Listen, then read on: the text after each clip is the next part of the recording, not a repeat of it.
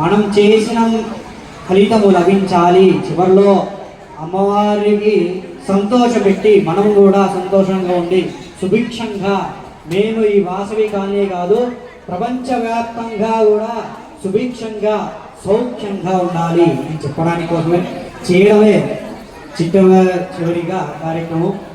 హోమంలో